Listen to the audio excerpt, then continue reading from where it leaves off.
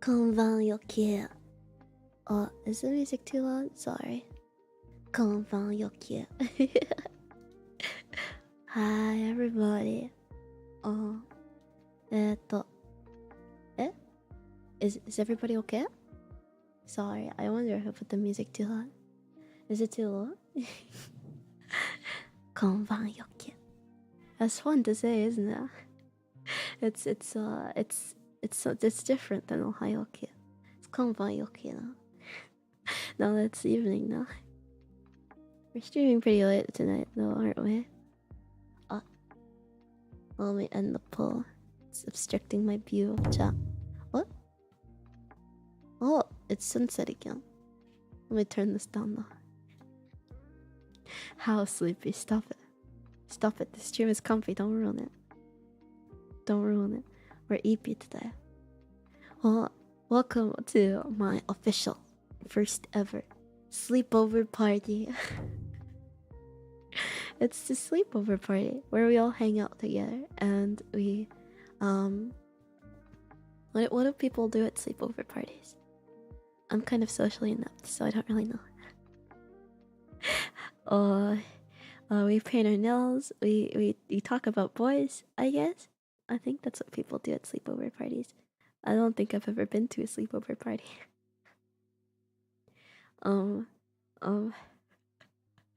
Okay, now I'm getting a little nervous. I feel a little underprepared. It's okay. I mean, as long as I'm in your company, that's all that matters. Right? It's always a party. Doesn't matter. Pillow fight? Oh yeah. I'll definitely win. I won't lose. Lucky night. Play pranks on the first person to doze off. I'll have you know, I'm pretty good at staying up to play it, you know? I'm pretty good at staying up for a long time, so... Just know I have my marker ready. You won't be safe. I'll doodle on your face. Good night, Yoki. We're not going to bed just yet. It's a sleepover party for a reason. We're having a sleepover together. Nails, hair, if you like funny stories, games you want. Oh, ghost stories. I don't have many ghost stories. Oh, I could read you guys some stories though. I do have a big book of bedtime stories. Morning. It's night now. Just pretend it's night, even if it's morning for you, because it's night for me right now. Yoki is Jigglypuff confirmed. What does that mean? I'm being compared to a Pokemon now. Okay, but this is my sleepover party. You're in my house. You have to play my rules. Okay? Okay. Oh, Yoki, you're surprisingly cuddly looking. Yeah, Mita. Look at me. I'm holding a plushie. Mita, isn't it cute? I'm very cuddly looking today. I got comfy just for the party.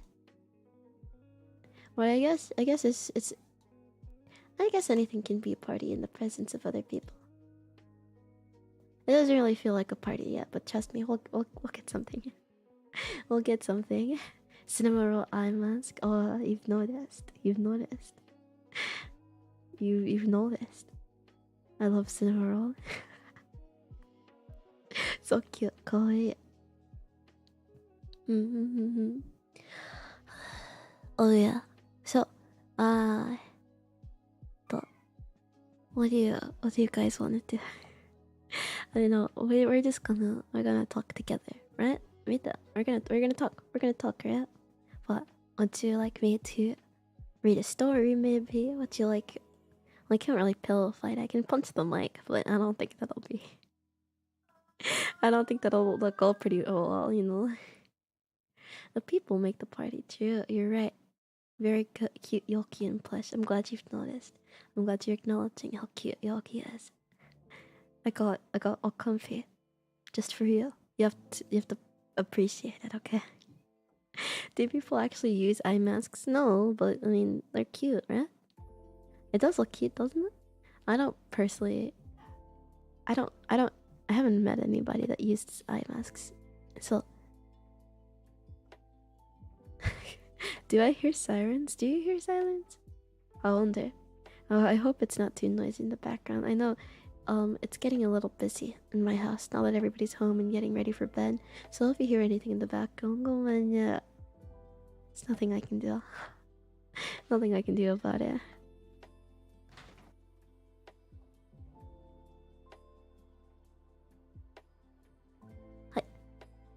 I use a mask because I can't sleep with any light.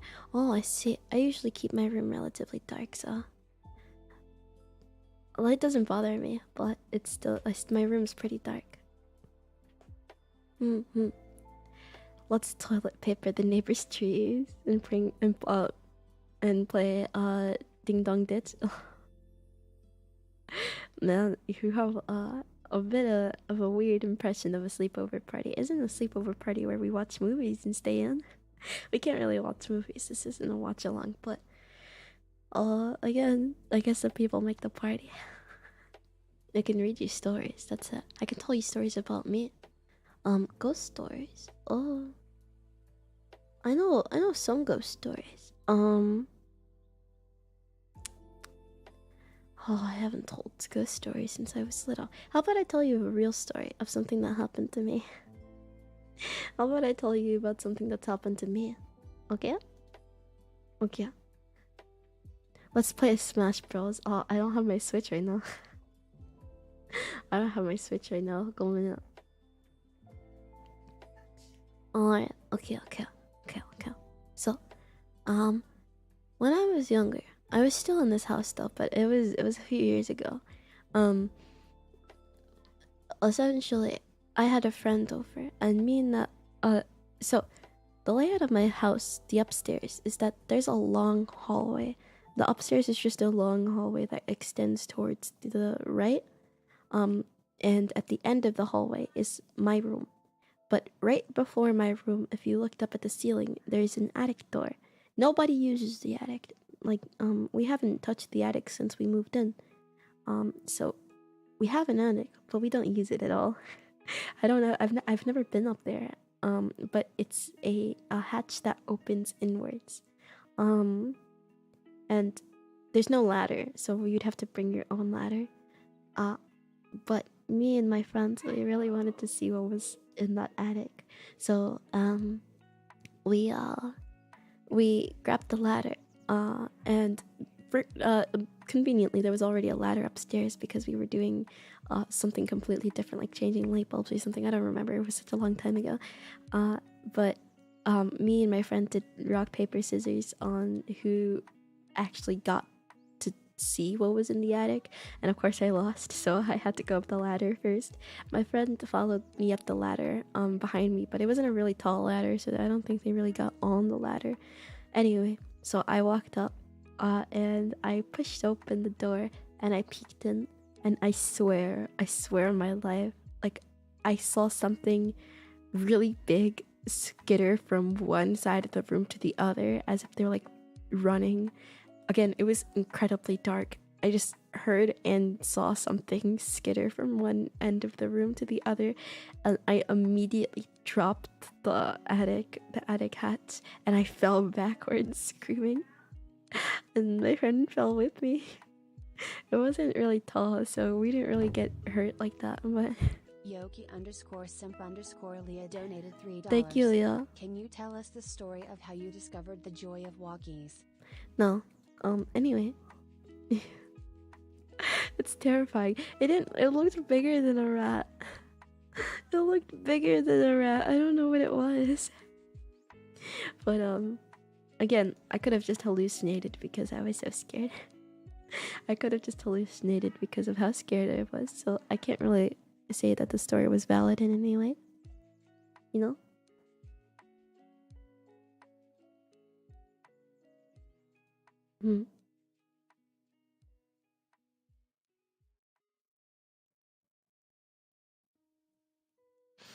Now that's a horror story. Yeah, that's scary, isn't it? I also remember. Now this one is less of a horror story. So when you're sitting in my living room, you have full view of the front door if the mudroom door is open. And so I was sitting in the living room and I was minding my own business. I was on my laptop, and suddenly the front door swings open as like really hard and fast, and nobody was there. And I walked outside and there was no wind at all. There was no wind or anything, so it just swung open spontaneously. It was kind of freaky, and I swear I locked it. I thought I did at least, but apparently I didn't. Or maybe I did, but maybe something unlocked it. I don't know. And mind you, we have like a keypad thing, so there's no way somebody could have just turned a lock. So it was just really weird.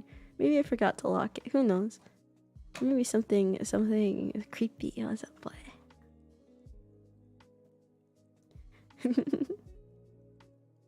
How to clean a room before sleep? Yes, still messy.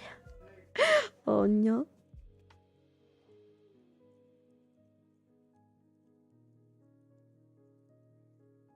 Okay, sorry, people are talking in the background, but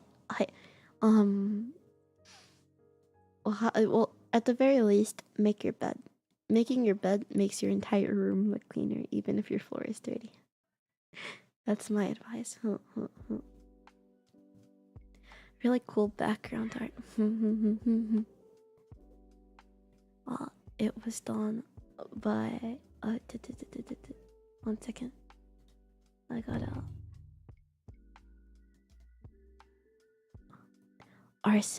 Arseny XC on DeviantArt. Hi Yoki, can I put a cat here as my stand-in? Sure. Yeah, I mean, I guess. What's the cat gonna say? Hi. Hi. Okay. But hi, I could read you some stories if you'd like. I could look for ghost stories online and read those to you. I just realized the purpose of sleepovers is getting others not to sleep. Oh, I'm so tired, Yokai, that's it. I wanna go to bed, but I wanna continue to hang out because we didn't get to hang out yesterday. But I promise it was worth it because I got a very good recording session done.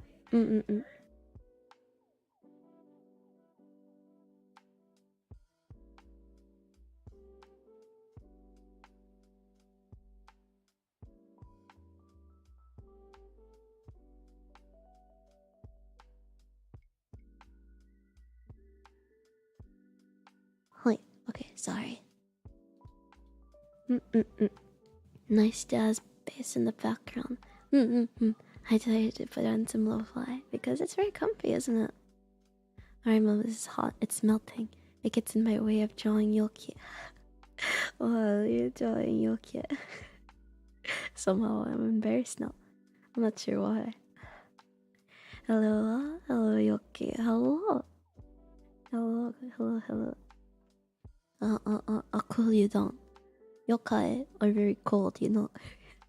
Because I'm not living, I'm not very warm. I'm kind of chilly. So come here, kotsu. I'll comfort you if it's hot. But if it's cold, then that's kind of unfortunate. There's nothing I can do. Now I need a lo-fi version of the BGM. That would be really cool, wouldn't it? Unfortunately, I don't have the money. I'm saving up for something really, really super duper important. But I think I need to work a little harder because it's hard to buy snacks and save up at the same time. Especially when you have like $18 in your bank account to your name. I mean, in your checking, not your savings. A quick story from me, Philippines. I always saw a small ghost lady in the alleys with a doll-like body. I've always seen her till I left to Canada. 5-year-old me. Oh, it was freaky. Thank you for the super chat. It's kind of freaky. Oh, makes me unsettled. But I used to love listening to ghost stories. I'd scare myself as a kid. I used to scare myself as a kid because of like how much I listened to them. I used to listen to them back to back. Does anybody know the story of Hachishaku-sama, the 8-foot tall lady. Essentially, it's a ghost, an urban legend in Japan about a 8-foot tall ghost woman, who would target small children, and kidnap them. I think. Again, it was just like a folktale, I guess, to stop children from going out late at night. But some really scary stories arise from it, and I remember always being really wary if I saw something tall at my window. There was no cheese around or anything, so if I heard any tapping at my window, which is most likely just a rock or an animal, I would freak out. The one that goes pop pop pop. That's the one.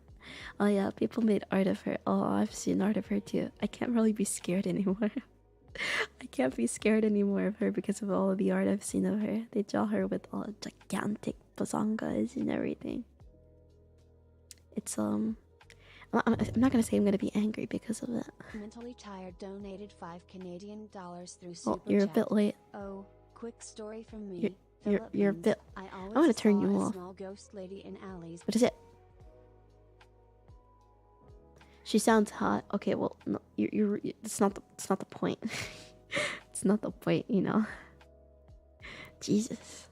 Yes, you guys are weird. You guys are weirdos. But yeah, anyway, that's not the point. Point was that she was scary. There was also Kuchisake Onna, which was the slit mouth woman.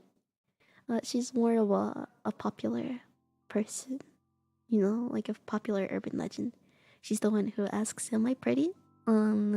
If you answer yes, she'll take off her mask and she'll be like, "Am I pretty again?" You know, and you'll see her her scars going from essentially Jeff the Killer. Yeah. And there's really no way to win other than to confuse her and then run away. I remember always being really scared.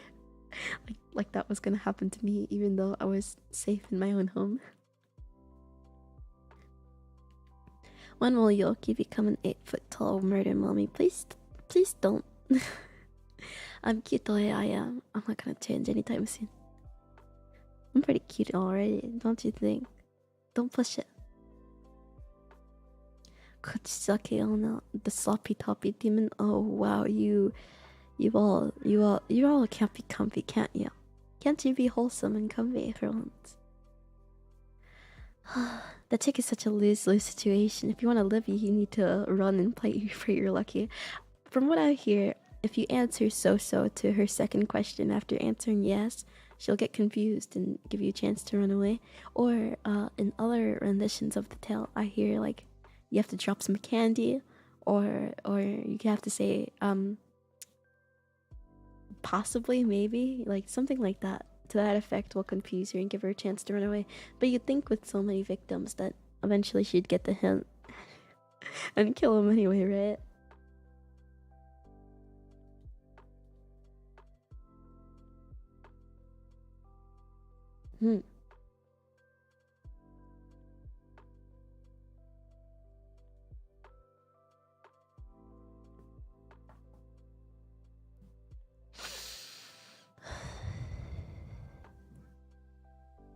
Hey Siri, search for the nun 18 plus artwork. Oh Jesus Christ, guys. It's okay, I'll be wholesome. Yoki is cute and adorable. Her EP voice makes me want to cuddle you and gently pet your head. Why can't you be like this person? They're being nice to me. Arigato. You know, this is the only time I'll let you anywhere near me. Other than that, stay away from me. You were my pet once. One time. I'll allow it. Just cause the mood is comfy. One time. Holy. I remember there's so many. Hold on one second. There's so many anime and what's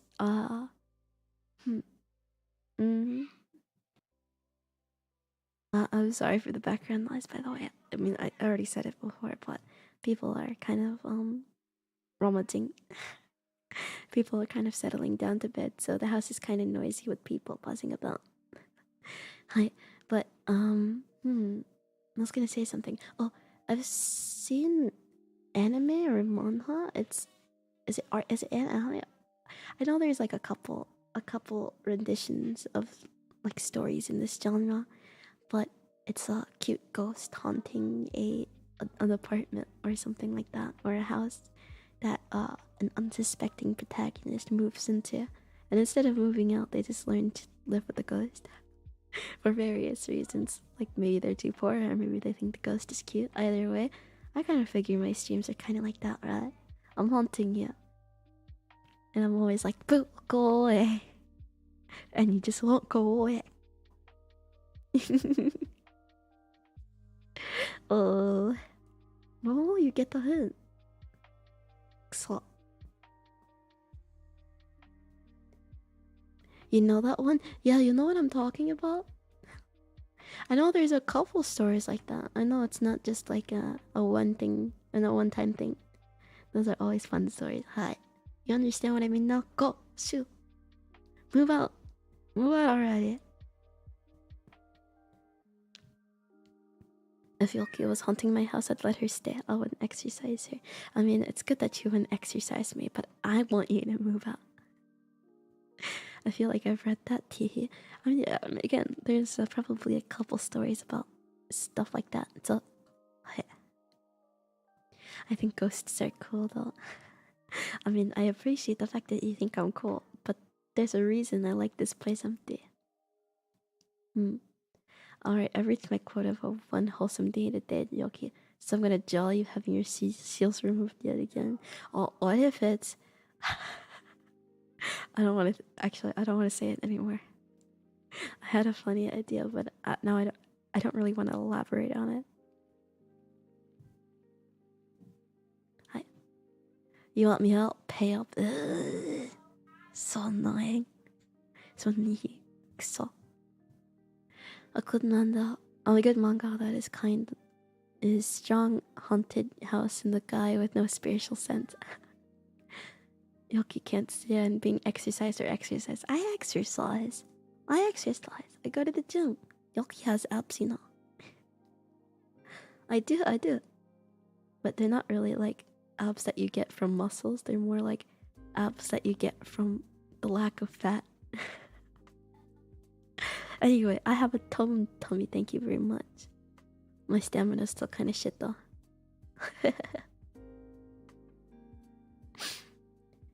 Maybe that inspiration. Oh, don't draw something like that. What time is it for you? It's 9 p.m. Oh, 9:30 now. She looks like she would eat my pillow. I ain't sleeping with her. Oh man, come on. You can be nicer than that. Oh yeah. Okay.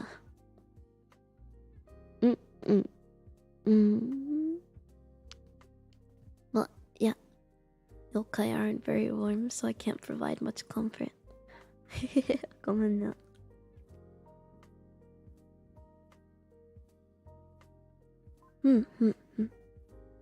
We're roommates now. This is unfortunate. East Coast Yoki. EST, the best time zone. I won't take any other time zone. This is the best one. Everybody should revolve around the EST time zone.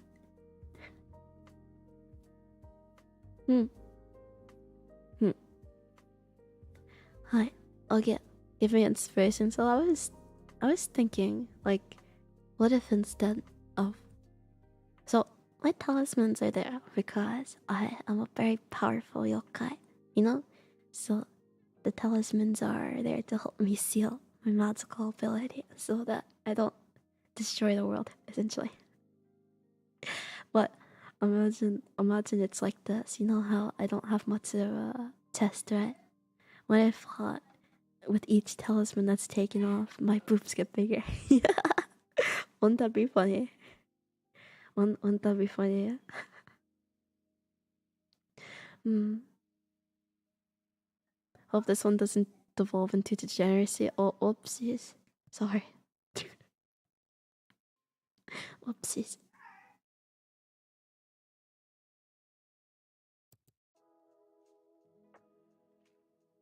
If a Yoki voice makes me want to pamper her, just offer a lap pillow and let her sleep. I am pretty sleepy though. Can you give me 1 second, chat? Stay here.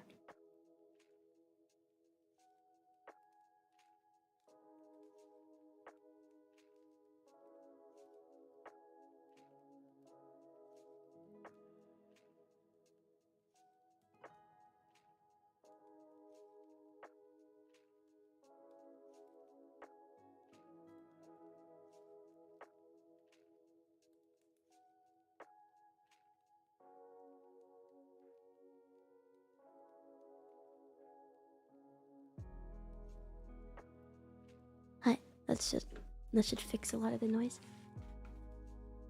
Yeah. What if with each talisman removed, you get more smug? I can't possibly get more smug. I can't possibly. That would destroy the world. I've become less of a kutsugaki and more of a mesugaki. Yoki looking very punchable. You'd love to punch me once, yeah. Just tell me, mommy Yoki when fully unleashed. Come on. Stay away from me. If you need more ghost stories, Mom and her sis and a friend were biking to school and they needed a shortcut. Since they were late, they took a shortcut in the alley. The friend needed to hop off. Then the friend yelled, hey, why are you leaving me?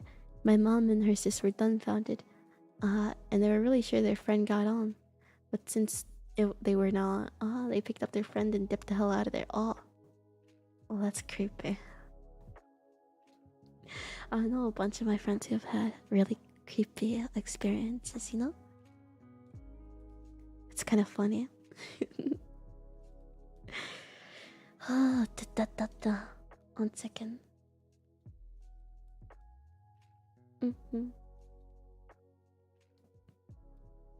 So talisman removed, power and Boopa Girl. But would you have to deal with the back pain? I mean, I can fly, you know? I'm a yokai. I can float. I'm practically weightless, you know? On my debut slides, I don't mention my weight because it's 0. I don't have any weight at all. I'm a yokai. You know? I mean, in most of my fan art, and it doesn't really show, but most of the time I'm floating. So, I guess it doesn't really matter, does it?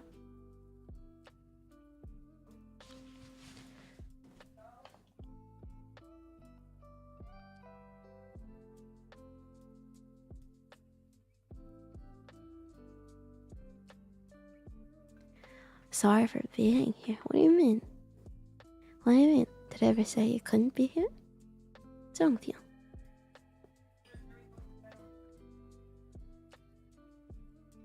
Give me 30 or so minutes. Oh, I'm worried now. What is he cooking? So he can just sweep you right off your legs. Oh, I mean, if you can get close enough. I mean, technically, I can become tangible. So I guess you could touch me. Oh, that's such a creepy thought, though. I see what you guys are trying to do.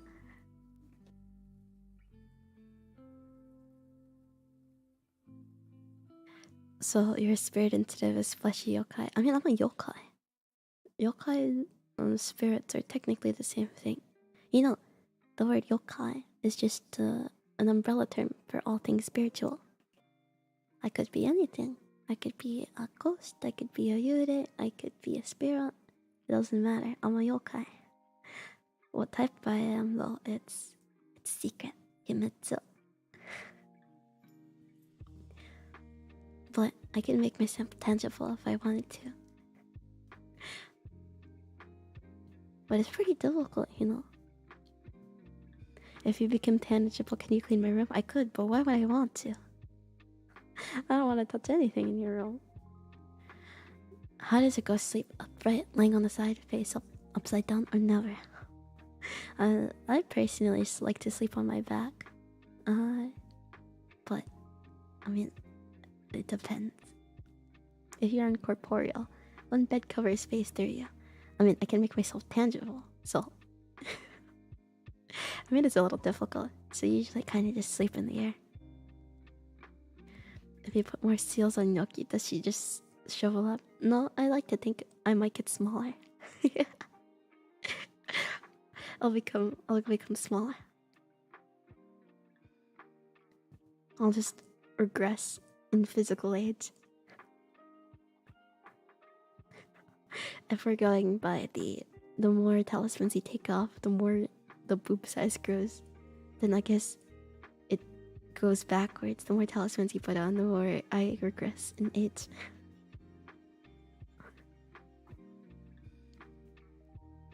On your back, actual anime character. I mean, sometimes I sleep on my side. You can't fault me all the time. Usually, if I'm sleeping with a plushie, I sleep on my side. But if I'm sleeping alone, I sleep on my back. Autism is a good thing. Wow, thanks. Thanks, buddy. I know. I have it. So if we put more seals, they'll just have an Udtown situation and become really, really small. Probably. We can shove Yoki into a jar and shake it up. Well, that's kind of mean, but I guess. You'd have to put a bunch of seals on to get me that small, though. I don't think I could just fit in the jar willy-nilly. This really confusing statement, though autism is a good thing. Like, where did this come from? Thank you, I guess. For the super chat.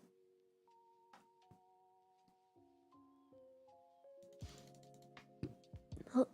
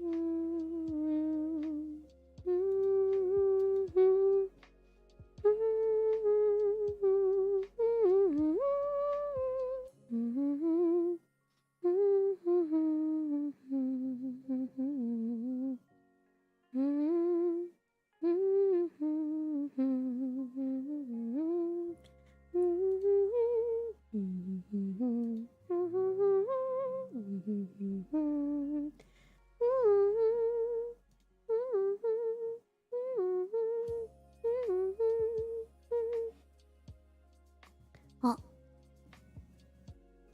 there's so many people moving around. Yoki. Yoki. Hello, hello. Alright.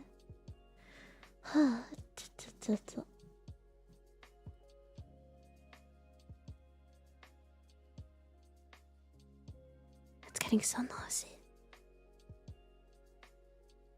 I have to get closer. Sorry.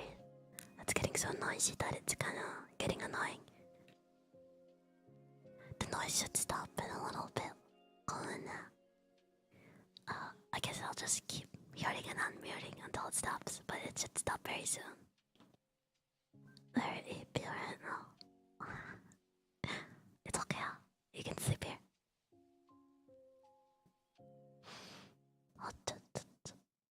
We're not going to sleep just yet, though. Okay, we still have more stuff to do. Trust me, we will have a segment on once we sleep together. Not like, don't take it weird or anything, okay? Sleep, peasant.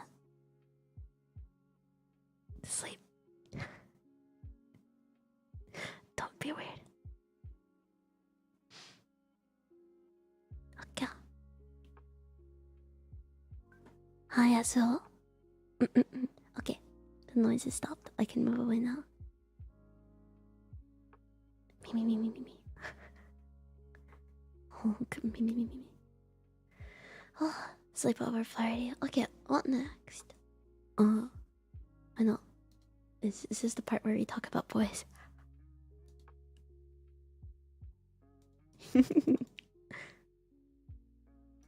Sleep in the literal sense. Thank you for the super chat. Despawns. Well, that's one way to do it. Yeah. So, yeah, this is a segment where we talk about boys. So, I don't go to class anymore. So, wait a minute. This is like the gossip section. So you talking about the yokai dances? Why didn't you talk about you guys about that? What do I need to talk about in the first place? You guys are pretty self-explanatory. I don't go to classes anymore, so I have nobody to talk about. That's unfortunate. Gossip? Do you guys have any good gossip? That's all I can think about.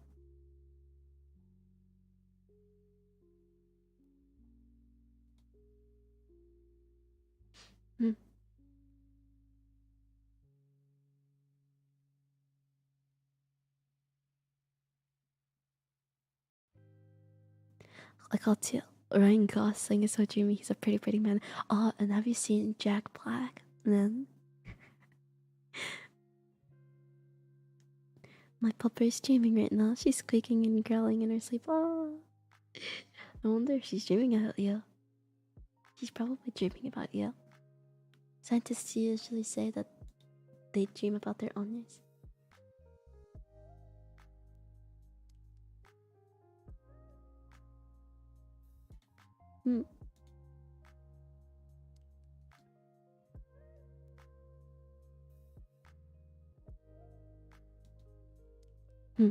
How's your night going? Super sleepy.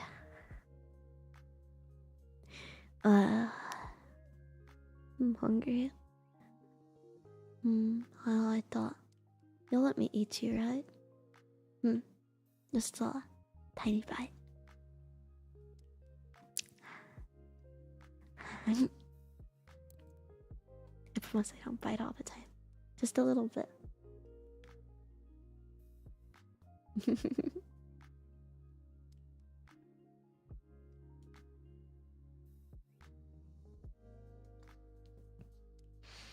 Oh.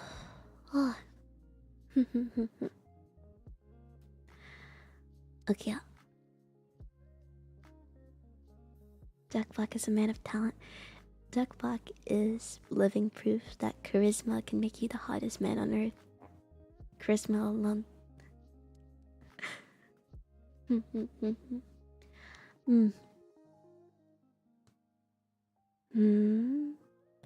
you guys want me to read you something? I promise it's not a copy pasta this time. I have a really old big book of stories from all around the world. There are a bunch of folk tales and stuff from every part of the world. Do you wanna listen? It might take a bit to get it, but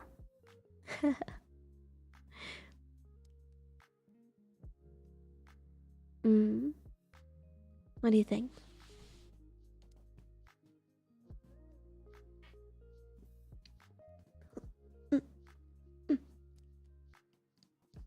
Sorry, I hiccuped a little bit.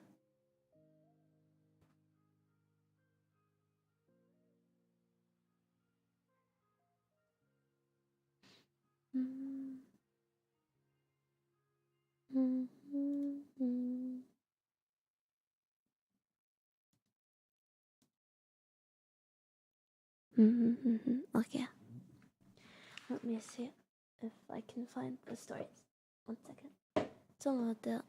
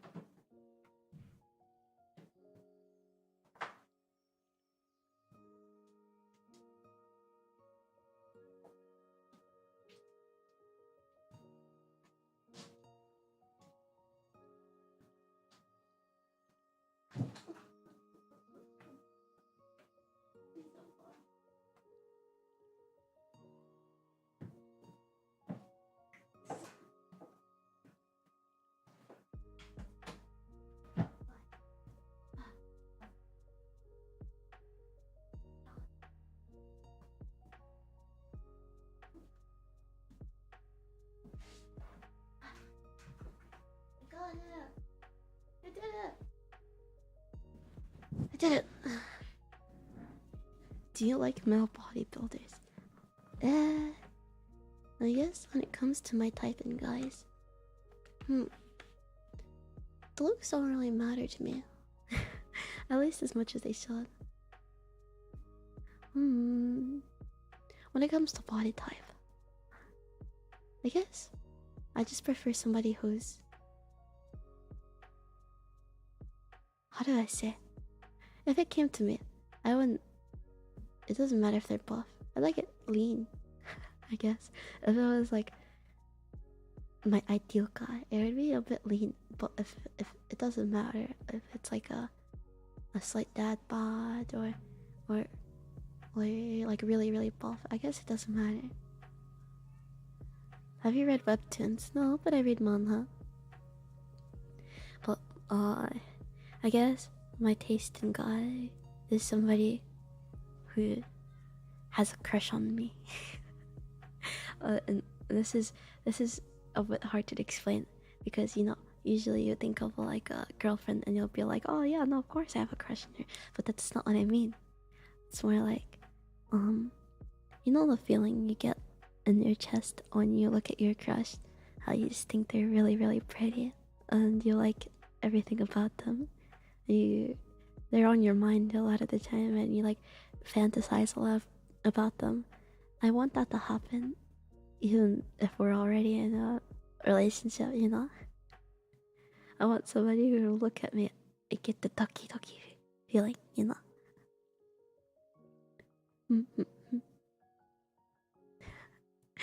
I want somebody who's super lovey-dovey. One day, if I ever decide to leave my room. But talking to people is so scary. One day, I was alone. Die alone.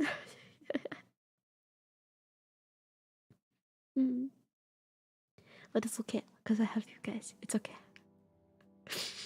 Even if I'll die single, all of my friends have already, like, I'll have lots of people talking to me about how they've scored. I, quote unquote, grew up with another friend, and, like, they got a girlfriend, and you know, already went to, like, second base with her already. My other friend got a girlfriend and they're doing things that are well too. My friend got a boyfriend, this friend got a boyfriend. I'll hear a lot about it. And I'll be like, oh man, must be nice. Damn it. Oh, this is kind of depressing now.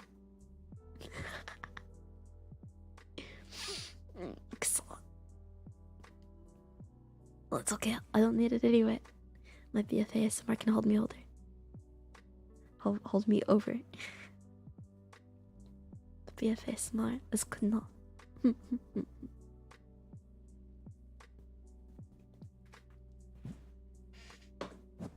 Alright, okay, so we have a bunch of stories here.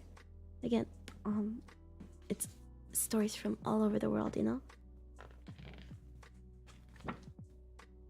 Oh, this is such an old book, it's falling apart. Okay. So,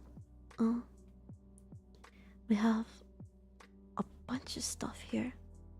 I wish I could show you.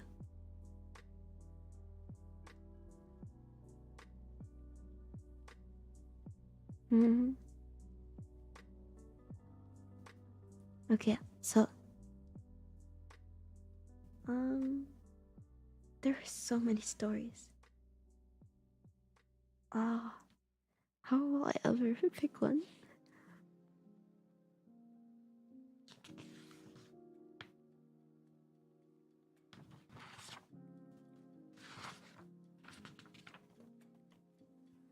Okay.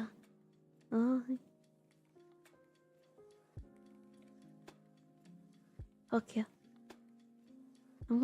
Let's read Toads and Diamonds. It's one of the first stories. Page 58 it's on. 53, 54, 55, 56. Here it is. Toads and Diamonds. There was once upon a time, a widow had 2 daughters. The eldest... Oh, hold on one second. Let me take this off. The eldest was so much like her in the face and the humor that whoever looked upon the daughter saw her mother. They were both so disagreeable and proud that there was no living with them. The youngest, who was the very picture of her father for courtesy and sweetness of temper, was withal one of the most beautiful girls ever seen. As people naturally love their own likeness, the mother doted on her eldest daughter, and at the same time had a horrible aversion for the youngest. She made her eat in the kitchen and work continually. Among other things, this poor child was forced twice a day to draw water from above 1.5 miles off the house and bring home a pitcher full of it. One day, when she was at the fountain, there came to her a poor woman who begged her to let her drink. Oh, with all my heart goody, said this pretty little girl. And rinsing immediately with the pitcher, she took up some water from the clearest place of the fountain and gave it to her, holding up the pitcher all the while, so that she might drink the easier. The good woman, having drunk, said to her, "You are so very pretty, my dear, and so good and mannerly, that I cannot help but giving you a gift." For this was a fairy who had taken the form of a poor countrywoman to see how far civility and good manners of this pretty girl would go. "I will give you a gift," continued the fairy, "that every word you speak, there shall come out of your mouth either a flower or a jewel." When this pretty girl came home, her mother scolded her for staying so long at the fountain. "I beg your pardon, mamma," said the poor girl, "for not making more haste." And in speaking these words came out of her mouth 2 roses, 2 pearls, and 2 diamonds. "What is it I see there?" said the mother, quite astonished. "I think I see pearls and diamonds come out of this girl's mouth. How did this happen, child?" This was the first time she had ever been called her child. The poor creature told her frankly all the matter, not without dropping out the infinite numbers of diamonds. "In good faith," cried the mother, "I must send my child thither. Come hither, Fanny. Look what comes out of thy sister's mouth when she speaks. Wouldst not thou be glad, my dear, to have the same gift given thee? Thou hast nothing else to do but go and draw water out of the fountain, and when a certain poor woman asks you to let her drink, you must give it to her very civilly." "It would be a very fine sight indeed," said this ill-bred minx, "to see me go draw water." "You shall go, hussy," said the mother, "and this minute." So away she went, grumbling all the way, taking with her the best silver tankard in the house. It was no sooner at the fountain she saw coming out of the wood a lady most gloriously dressed, who came up to her and asked her to drink. This was, you must know, the very fairy who appeared to her sister, but had now taken the air and dress of a princess to see how far this girl's rudeness would go. "Am I come hither," said the proud, saucy... Oh, they call her slut here. Well, again, this is an old story, so meanings change over time. "To serve you with water, pray? I suppose the silver tankard was brought purely for your ladyship, was it? However, you may drink out of it, if you have a fancy." "You are not over and above mannerly," answered the fairy, without putting herself in a passion. "Well then, since you have so little breeding, and are so disobliging, I give you a gift, that every word you speak shall there come out of your mouth a snake or a toad." So as soon as her mother saw her coming, she cried out, "Well, daughter?" "Well, mother," answered the pert hussy, throwing out of her mouth 2 vipers and 2 toads. "Oh, mercy," cried the mother, "what is it I see? Oh, is that wretch her sister who has occasioned all this, but she shall pay for it." And immediately she ran to beat her. The poor child fled away from her and went to hide herself in the forest, not far from here. The king's son, then on his return from hunting, met her, seeing her so very pretty. She asked what she did there alone and why she cried. "Alas, sir, my mamma has turned me out of doors." The king's son, who saw 5 or 6 pearls and as many diamonds come out of her mouth, desired her to tell him how that happened. She thereupon told him the whole story, and so the king's son fell in love with her, and considering himself that such a gift was worth more than any marriage portion, conducted her to the palace of the king his father, and there married her. As for the sister, she made herself so much hated that her own mother turned her off, and the miserable wretch, having wandered about for a good while without finding anyone to take her in, went to the corner of the wood and there died.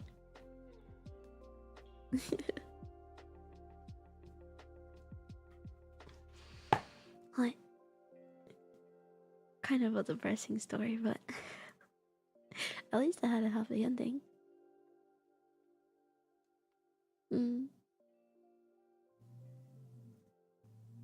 Let's see. Any other stories?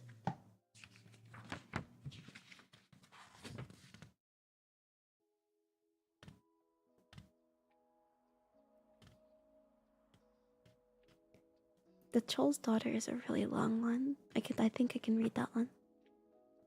275.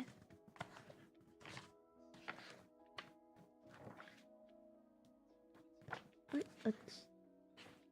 275.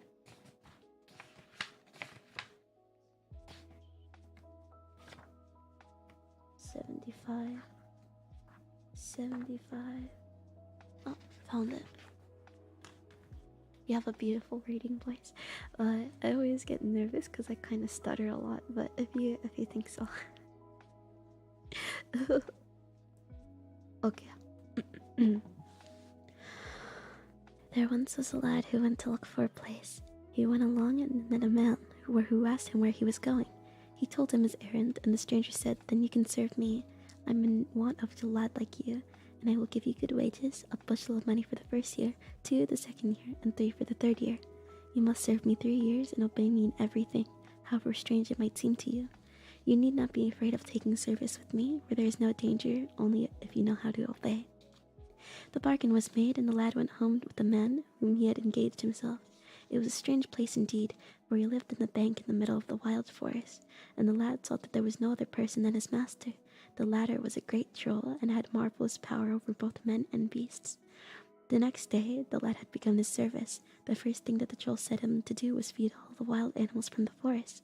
These the troll tied up, and there were both wolves and bears and deer and hares, which the troll had gathered in the stalls and folds and the stable teeth beneath the ground, and the stable was a mile long. This boy, however, accomplished all the work on that day, and the troll praised him and said that it was very well done.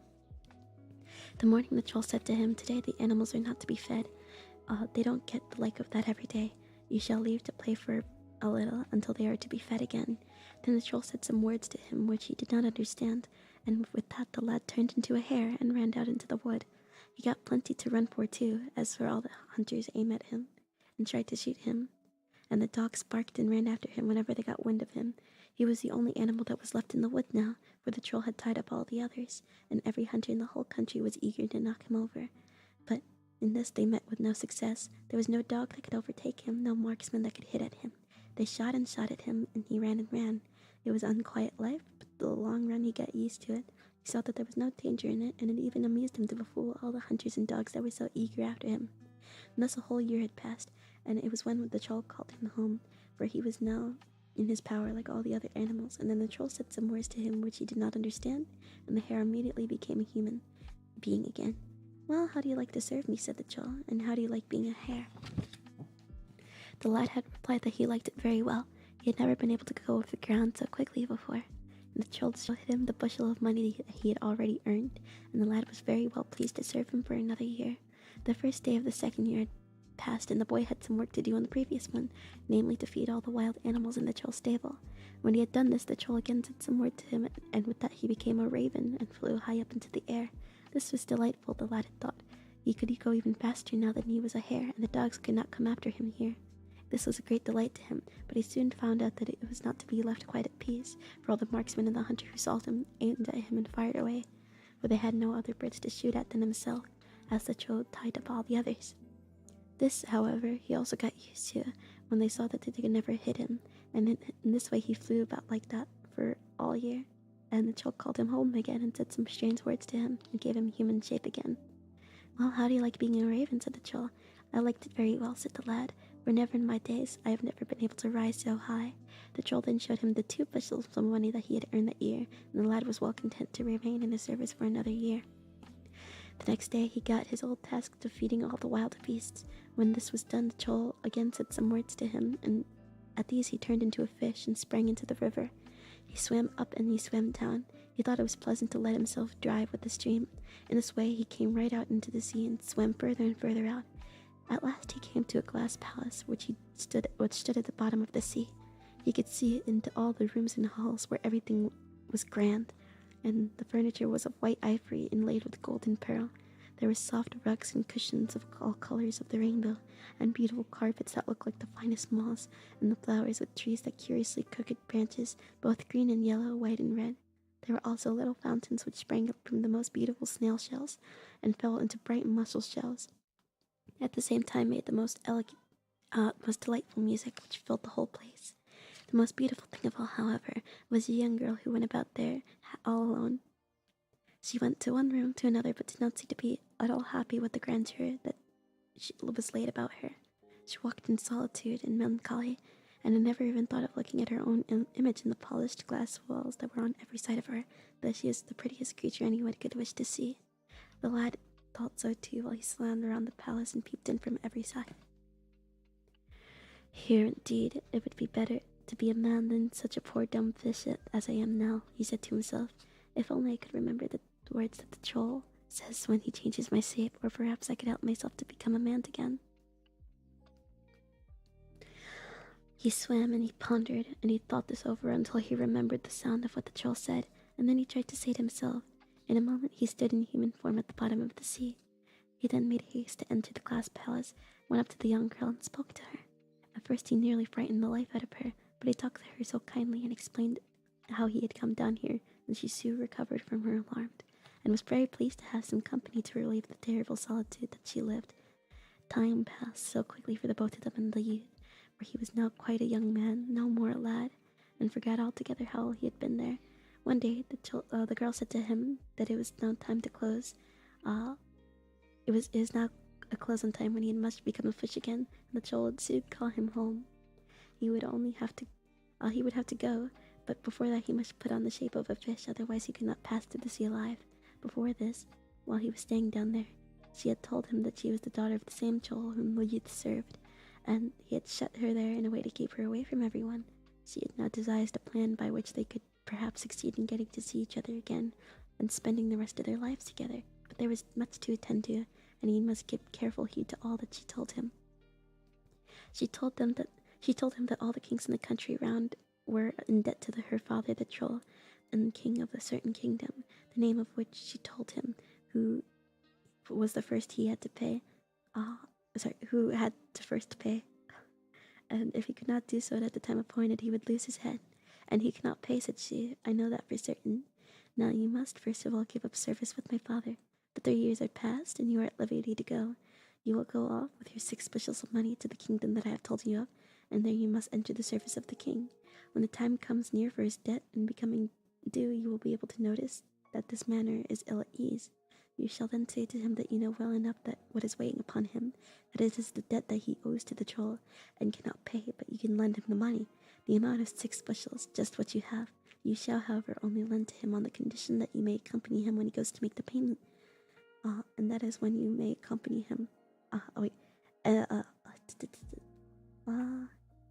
lost my footing. Sorry, one second. And then you may have permission to run before him as a fool. When you arrive at the troll's abode, you must perform all kind of foolish tricks, and see that you may break a whole lot of his windows and do other damage that you can. My father will get very angry, and the king must answer for what the fool does, and as he will sentence him. Even though he had paid his debt, either answer 3 questions or lose his life. The first question my father will ask will be, where is my daughter? And then when you shall step forward and answer, she's at the bottom of the sea. He will then ask you whether you can recognize her, and to this you'll answer yes. Then you will bring forward a whole troop of women and cause them to pass before you, in order that you may pick out the one that you will take for his daughter. You will not be able to recognize me at all, and therefore I will catch hold of you as I go past, so that you can notice it. You must then make haste to catch me and hold me fast. When you have answered his first question, then his next question will be, where is my heart? And you shall step forward again and answer, it is in a fish. Do you know that fish? And he will say, and then you will answer yes. You will then cause all kinds of fish to come before you, and you shall choose between them. I shall take good care to keep by your side. When the right fish comes, I will give you a little push, and with that you will seize the fish and cut it up. Then all will be over with the troll, and you will ask no more questions, and we shall be free to wed. When the youth had got all of these directions as to what he had to do, and he got ashore again, the next thing was to remember all the words the troll had said when he changed him from a human being to an animal, but these had been forgotten, and the girl did not know them either. He went about the day in despair, and thought, but he could not remember what they sounded like. During the night he could not sleep. Until morning he fell into a slumber, and all at once it flashed upon him what the troll used to say. He made haste to repeat the words, and at the same moment he became a fish again, and slipped out into the sea. Immediately after this he was called upon, and swam through the sea up to the river where the troll stood on the bank and restored him to a human shape with the same words as before. Well, how do you like to be a fish? Said the troll. It was what he'd liked best of all, said the youth. That was no lie, everyone can guess. The troll then showed him the 3 bushels of money that he had earned during the past year. They stood beside the other 3. All 6 now belonged to him. Perhaps you can serve me for another year yet, said the troll, and you will get 6 bushels of money for it. That makes 12 in all, and that is a pretty pity. No, said the youth. He thought he had done enough and was anxious to go serve the other place and learn the people's ways. But he would perhaps come back to the trolls for some other time. The troll said that he would always be welcome, and he served him faithfully. For the 3 years they had agreed upon, he would make no objections to his leaving now. The youth then got his 6 bushels of money. With these he betook himself straight to the kingdom which his sweetheart had told him of.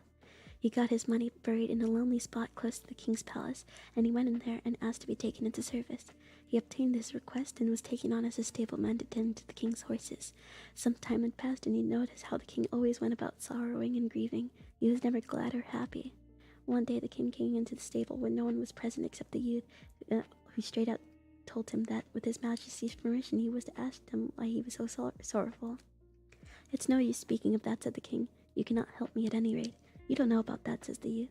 I know well enough what lies so heavy on your mind. I also know a plan to get the money paid. This was quite another case. The king had more talk with the stableman, who said that he could easily lend the king 6 bushels of money, but he would only do it on the condition that he should be allowed to accompany the king when he went to pay the debt, and that he would be dressed like the king's court fool and run before him, and he would cause him trouble for which the king would be severely spoken to, but that he would answer for him, and no harm would befall him. The king gladly agreed to all the youth proposed, and it was now high time that they set out. When they came to the troll's dwelling, it was no longer in the bank, but on the top of what stood a large castle which the youth had never seen before. The troll could in fact make it visible or invisible as he pleased, and knowing as much as he did of the troll's magic arts, the youth was not at all surprised about this. When they came into the castle, it looked as if it was made of pure glass, and the youth ran on in front as the king's fool. He ran sometimes facing forward, sometimes facing backwards, and sometimes on his head, and sometimes on his feet. He dashed in pieces of so many of the troll's big glass windows and doors that it was something awful to see, and overturned everything that he could, and made a fearful disturbance. The troll came rushing out, and was so angry and furious, and abused the king with all his might for bringing such a wretched fool with him, and he was sure that he could not pay at least a bit of the damage that had been done, when he could not even pay off his old debt. The fool, however, spoke up and said he could do so quite easily, and the king came forward with the 6 bushels of money the youth had lent him. They were measured and found to be correct, and the troll had not reckoned on, but could make no objections against it. The old debt was honestly paid, and the king got his bond back again. But there still remained all the damage that had been done that day, and the king had nothing in which to pay for this. The troll therefore had sentenced the king to either answer 3 questions to be put before him, or have his head taken off, as was agreed on in the old bond. There was nothing else to be done than to try to answer the troll's riddles. The fool then stationed himself just by the king's side, while the troll came forward with his questions. He asked first, "Where is my daughter?" The fool spoke up and said, "She is at the bottom of the sea." "How do you know that?" said the troll. "The little fish saw it." "Would you know her?" said the troll. "Yes, bring her forward." The troll made a whole crowd of women go past them, one after the other, but these were nothing but shadows and deceptions. Among the very last was the troll's real daughter, who pinched the fool as he went past him to make him aware of her presence. He thereupon caught her around the waist and held her fast, and the troll had to admit that the first riddle was solved. The troll then asked again, "Where's my heart?" "It isn't a fish," said the fool. "But you know that fish?" asked the troll. "Yes, bring it forward," said the fool. Then all the fishes came swimming past them, and meanwhile the troll's daughter stood just by the youth's side, and when the right fish came swimming along, she gave him a nudge, and he seized it at once, drove his knife into it, and split it up, and took the heart out of it, and cut it through the middle. At the same time the troll fell dead and turned into pieces of flint. With all the bonds that the troll had bound were broken, all the wild beasts and birds which he had caught and hidden under the ground were free now, and dispersed themselves into the woods and air. The youth and his sweetheart entered the castle, which was now theirs, and held their wedding, and all the kings round about who had been in the troll's debt were now out of it, came to the wedding and saluted the youth as their emperor, and he ruled above them all, kept peace between them, and lived in his castle with his beautiful empress, with joy and magnificence. And they have not died since and are living to this day. Hi. And that was the second story. Oh, that was a really long one. Sorry, I stumble over words sometimes. When I read for so long, my voice gets kind of hoarse. I hope it's not weird for anybody to hear.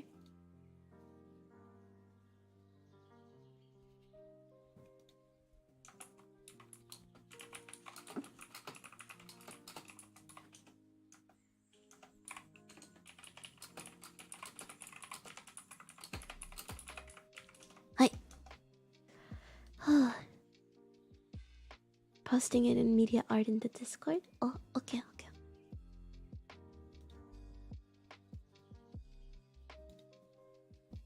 Ah, go ahead. You know, you can put it in fan art. It's so cute. You can put it in the fan art section because it's fan art of Yoki. Oh, it was really interesting. Imagine if Yoki grew like this as when you take the talismans off. Scary thought, isn't it?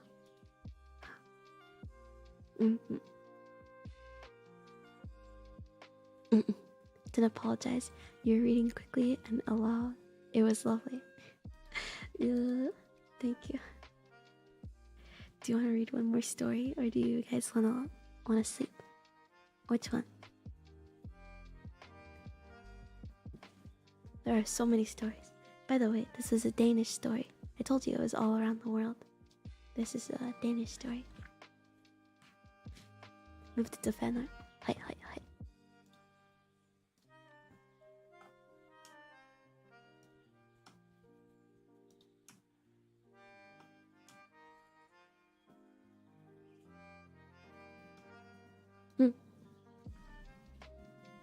One more, please? Okay. Let's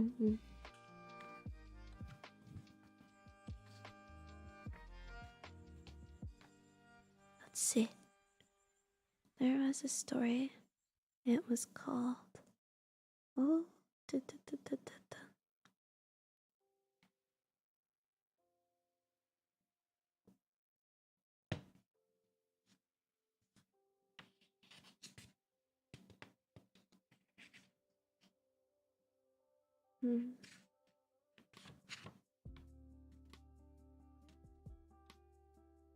Snow Daughter and Fire Son? I haven't read that story in a while. It's on page 212. 212. 212. Got it. Once upon a time.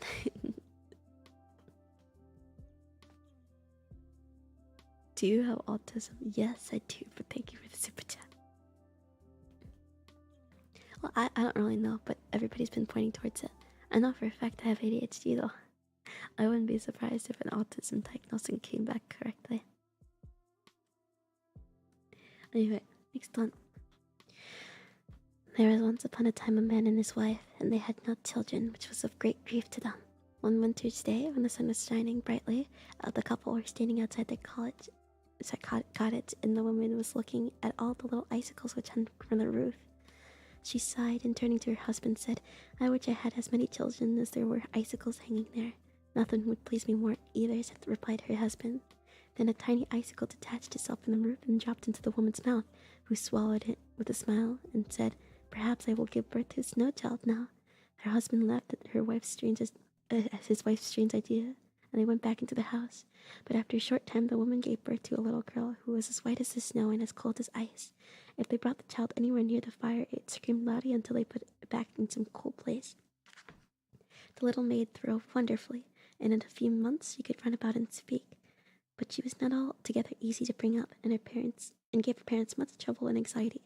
For all summer she insisted on spending in the cellar, and in the winter she would sleep outside in the snow. And the colder it was, the happier she seemed to be. Her father and mother simply called her our Snow Daughter, and the name stuck with her all her life. Then one day the parents sat by the fire, talking over the extraordinary behavior of their daughter, who was disporting herself in the snowstorm that raged outside. The woman sighed deeply and said, "I wish I could give birth to a fire son." And with these words, a spark from the big wood fire flew into the woman's lap, and she said with a laugh, "Now perhaps I shall give birth to a fire son." The man laughed at his wife's words and thought it was a good joke, but he ceased to think it was a joke after his wife shortly afterwards gave birth to a boy who screamed lustily until he was put quite close to the fire, who nearly yelled himself into a fit if the Snow Daughter came anywhere near him. The Snow Daughter herself avoided him as much as she could and always crept into a corner far away from him as possible. The parents simply called the boy our fire son. The name stuck with him all his life. They had a great deal of trouble and worry with him too, but he throve and grew quickly, and before he was a year old, he could run about and talk. His hair was as red as the fire and was as hot to touch. He always sat on the hearth and quite close to the fire and complained of the cold. If his sister were in the room, he almost crept into the flames, while the girl in her part always complained about the great heat if her brother was anywhere near. In summer, the boy would always lay out in the sun, while the girl hid herself in the cellar. It happened that the brother and sister came into very little contact with each other. In fact, they carefully avoided it.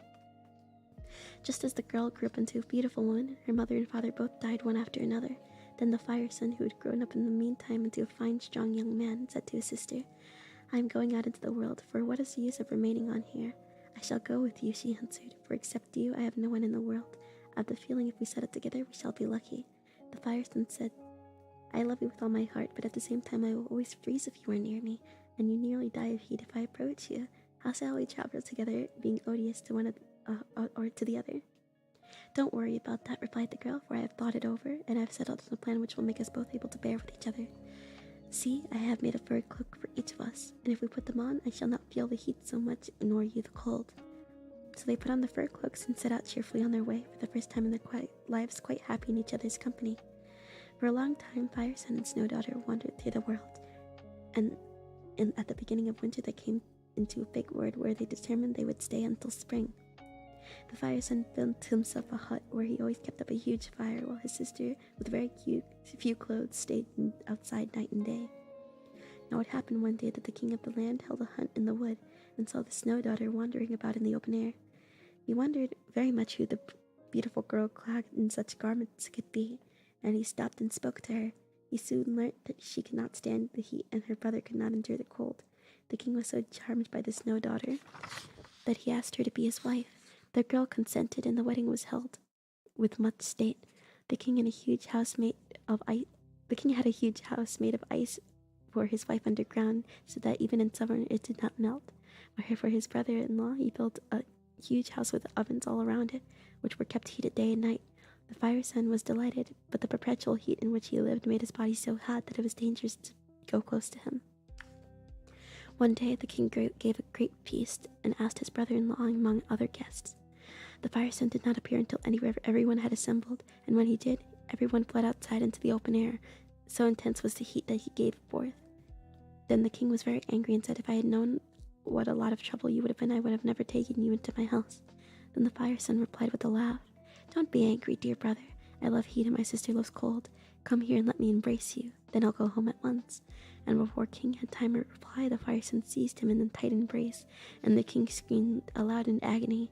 When his wife, the Snow Daughter, who had taken refuge from her brother in the next room, hurried to him, the king lay dead on the ground, burnt to a cinder. When the Snow Daughter saw this, she turned at her brother and flew at him. Then a fight began, the like of which had never been seen on earth.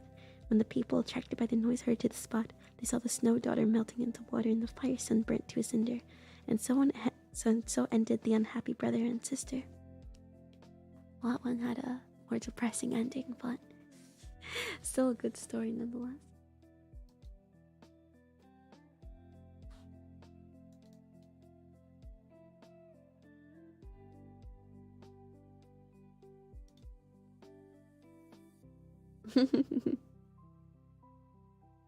That was beautiful.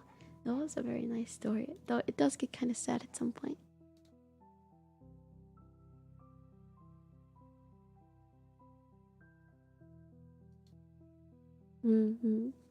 Well, I guess it did end unhappily, but it's time. It's time to go to bed. We've been sleeping for a while. Sorry, we've been up for a while, and I'm sure everybody wants to sleep now. Okay, can you give me a second? Just give me a few minutes, Yokai Dachi. Okay? Stay here. I'll be right back, okay?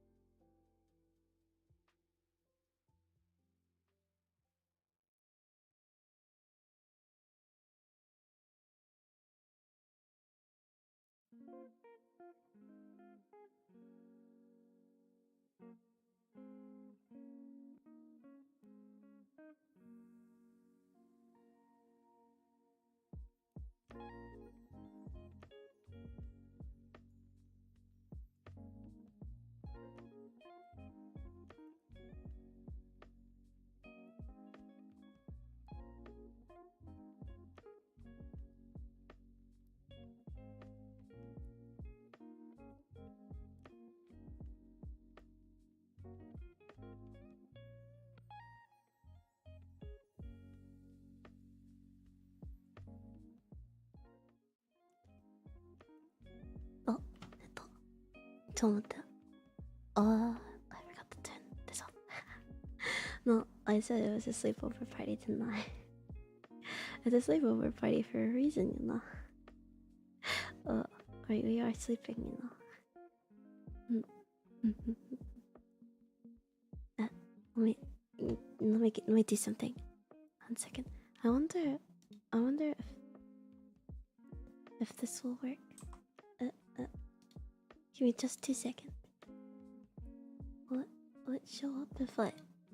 Oh, I guess it will. Okay, let me... Let's get closer.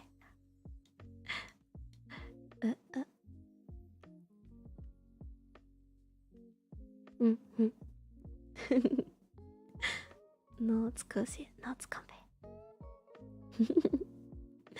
You see, I can be comfy sometimes. Isn't it fun now? Since we're sleeping over, you know? Wonder if I'm too close. It's kind of embarrassing now. Okay, but now that we're kind of getting closer together, I gotta get quieter, you know. I hope it's comfy. This is the only time I'm ever gonna let you into my bed, okay? Be good. Be good.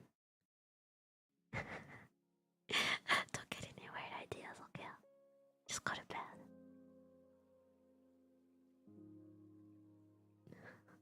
Real sleepy hours. So we're getting really tired, aren't we? I mean, this is supposed to be a comfy, cozy stream, so can't really blame me, can you? But yeah, look at us now. We can talk ghost stories or something. Isn't it cool? It's like a real sleepover. I've never been invited to one before. Usually, my parents didn't let me go. And I was never invited anyway, because they knew I wouldn't go. So, I guess I'm having my very first sleepover right here. If ever be honored. My very first sleepover.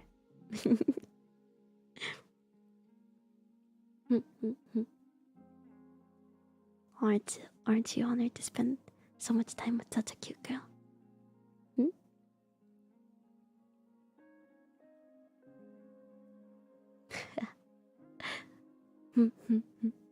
Cute yokai nonetheless. It's not every day. It's not every day that it happens. I'm very tired though. No, I'm very tired. If I go to sleep, you'll go to sleep too, right? You won't stay up late to draw on my face, right? Right? No. Answer me. Answer. You won't stay up late to draw on my face, right? If you do, I'll kill you. I'll kill you, I'll do it. I'll kill you. I'll cut you like a fist. Surely chat would never. I don't trust chat. I don't trust chat. I don't know about you, but I don't trust chat. Surely chat would never. Oh, what is that not? Hides marker. Ugh, I'm watching you. You know what? You go to sleep first. You go to sleep first. And then I'll sleep. That's the only way I'll feel safe. I promise I won't draw on your face with marker. Unlike you, I'm a decent person. Promise? For no reason at all, I can draw a mean mustache. I don't trust you anymore. Get your marker away from me. Stay away. Kuso yoro. Why are you so cute? Because I'm Yoki. There's no other reason. It's just that because I'm Yoki. Okay, I won't draw on you. I don't trust you. I don't trust you, so you go a bit first. I don't trust you at all. Kuso. Promise? Promise.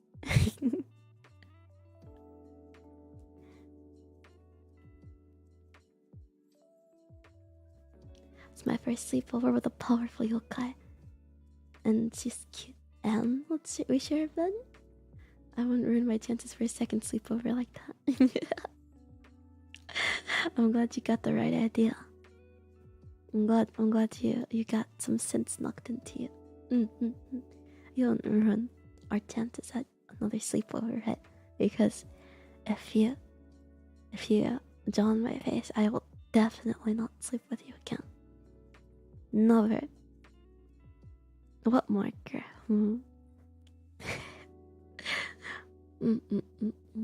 No warm pools of water either. I heard about people doing that. That's nasty. It's nasty. Don't do that. I could definitely fall asleep here. Not just you, me too. I don't want to be bad if I actually fell asleep though. If I have to end the stream at some point.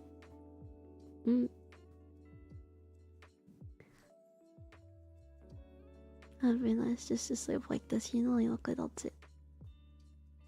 Let's just go to bed. I can't sleep on stream for a variety of reasons though. Not just because I think you'll jaw on my face, but because I have to end the stream. Otherwise my PC might explode. The last time I fell asleep on stream, my computer decided it wanted to die. I wouldn't want to lose this privilege. I'm glad you see it as a privilege, because that's exactly what it is. It's a privilege I'm spending this much time with you. I could be doing anything else right now. And I'm still spending my time with you.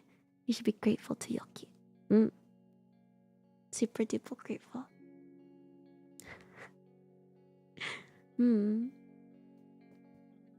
Yoki gets a full 8 hours of sleep. That's done. Well, I gotta wake up at 6. So, I think that's 8 hours. Yep. Wait, hold on. 10, 11. No. It's 7 hours. I go to sleep now. I go to sleep now. It's 7 hours. Whoopsies.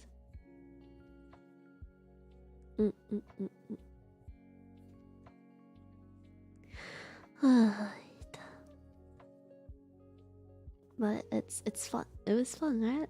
Reading stories. I'm sorry I didn't get to plan more. I'd have loved to play games or something like that. Maybe we'll have another sleepover where I will plan more stuff, you know? I'll plan better stuff, I promise. I'll play games. I'll read more stories and do more takes and then go to sleep like this again. I wonder how many people are actually sleeping right now. I wonder. I hope somebody at least, if one person can at least doze off, that would make me happy. If at least one person did, it's fine, isn't it? Reading stories was nice, though very comfy. Wasn't it? I'm deep asleep right now. But you're typing, what does that mean? Sleep typing, I think, maybe. Thank you for the relaxing stream, Yoki. It was really nice. What was your favorite story? Did you guys have a favorite? I mean, you don't really need to have a favorite, you know, but it'd be nice to know.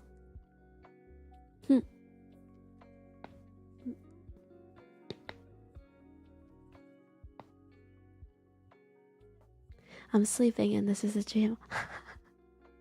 You dream about Yoki tonight. I wonder if I should take that as a compliment or a sign that you are chronically online. I only fall asleep on thighs. Nice try. No. Don't blow your chances. Be normal.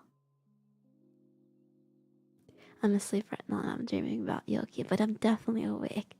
So you're definitely not dreaming. I'm such a sleepy Steve right now. Is that actually a saying? Is that a real saying? I can't tell.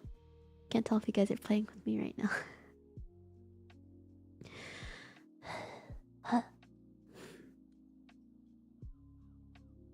Do you want me to sing you a lullaby or something? Is that what you want to do?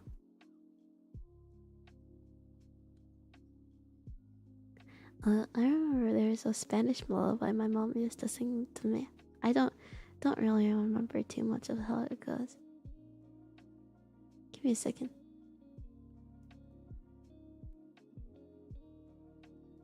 Uh.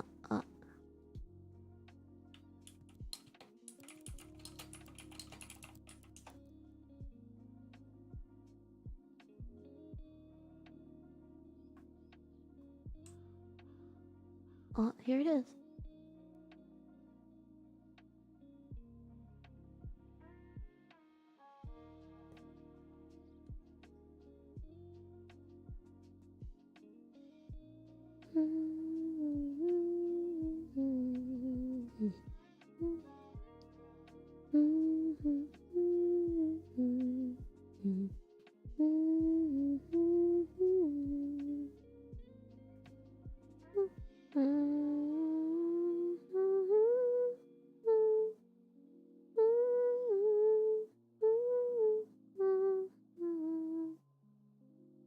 I don't know if I'll do this correctly. My Spanish is kind of rusty.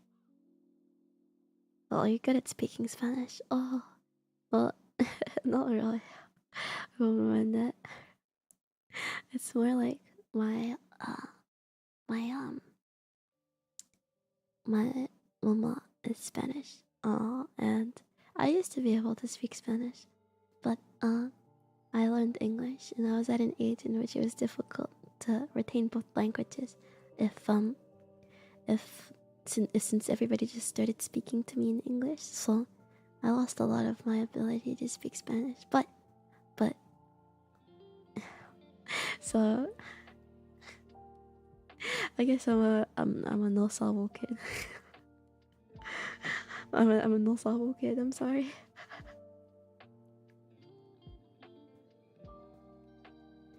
I can my pronunciation's okay. It's rusty. Hold on. Let me see. I'm probably gonna do this terribly wrong. Hold on.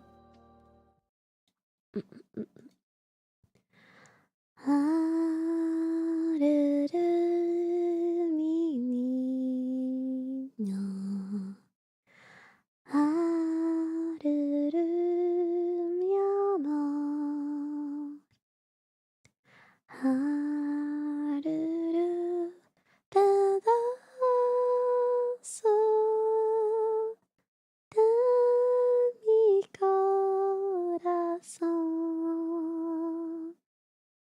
este niño lindo que nació de mí, quiere,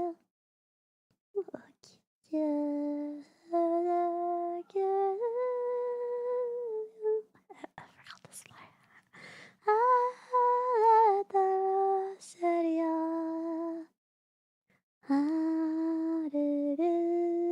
mi niño, mi amor,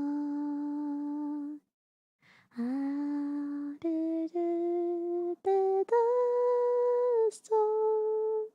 de mi corazón. Este niño lindo que nació noche,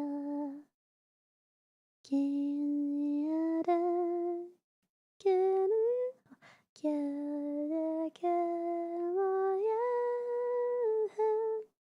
a pasear coche. Mi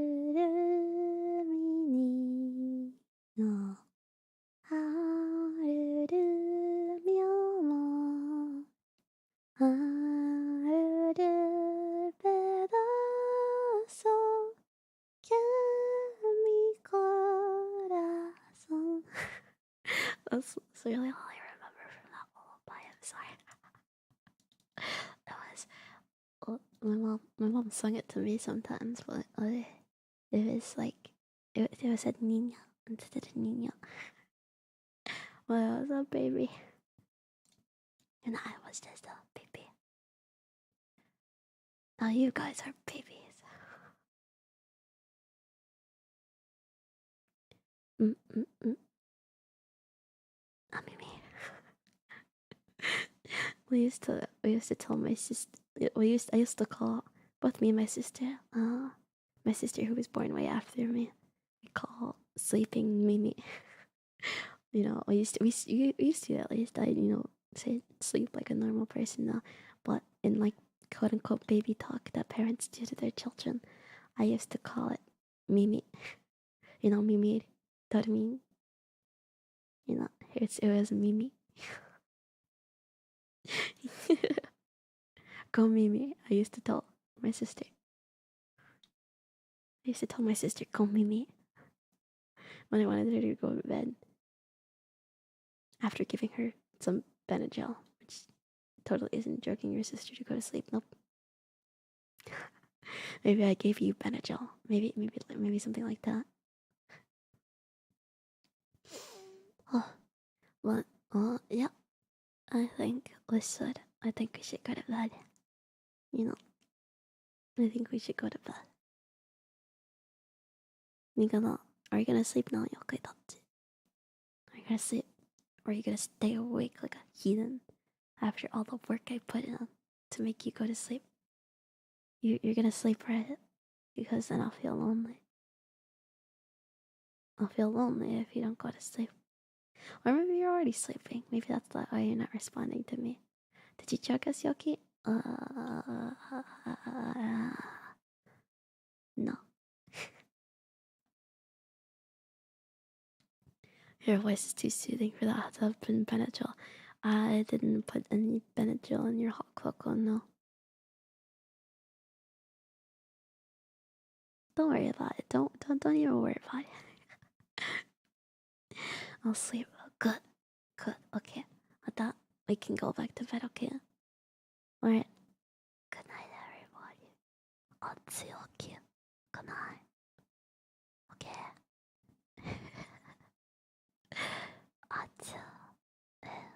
I wonder if I should let the stream run along a little longer as I take a nap. Okay. I'll probably do that. Okay. So, just give me a second. Alright. Go to bed and I'll end the stream in a bit.